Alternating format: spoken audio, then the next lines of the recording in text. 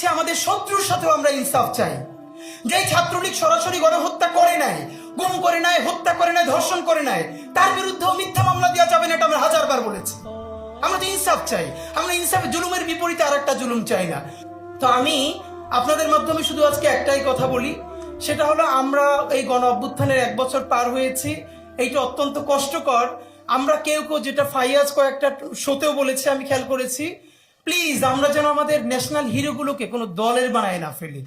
এখন এখানে একটা সমস্যা হলো, কেউ যদি কোনো দলের প্রতি সিম্প্যাথেটিক হয়, আমি ধরে নিলাম তর্কের সাথে, ধরেন আবরার কোনো এক সময় শিবিরের সমর্থক ছিল, এটা আর্গুমেন্টের জন্য ধরে নিচ্ছি, এর মানে কি তাহলে এই পরিচয়ের কারণে আবরারকে হত্যা করলে তার পক্ষে আর দাঁড়ানো যাবে না?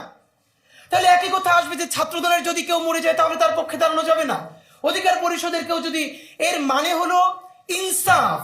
এই ধারণাটা আমাদের সমাজে এখন পর্যন্ত আমরা পরিষ্কার করতে পারি নাই। আমরা বারবার বলেছি আমাদের শত্রুর সাথেও আমরা ইনসাফ চাই।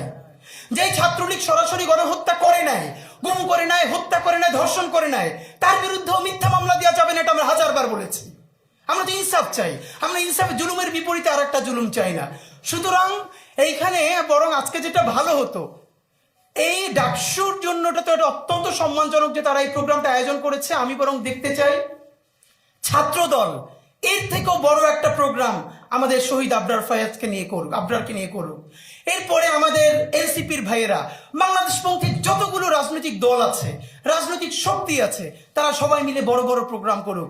আমাদের আবরারের এই চেতনা, এইটা শুধু ঢাকা বিশ্ববিদ্যালয়ের বইয়ের মধ্যে তো রাখলে চলবে না, এটাকে আমাদের বাংলাদেশের প্রত্যেকটা প্রাইমারি স্কুল পর্যন্ত পৌঁছে দিতে হবে। এবং আমাদের আবরার কি বলেছিল, ভারতীয় আধিপত্যবাদ। আপনি ভাবেন যে একটা ফেসবুক স্ট্যাটাস এত ভয়ানক হয়ে উঠতে পারে ভারতীয় আধিপত্যবাদের বিরুদ্ধে। সে ইলিশ মাছের সুষম বন্টন নিয়ে কথা বলেছে, তারপরে কি হয়েছে।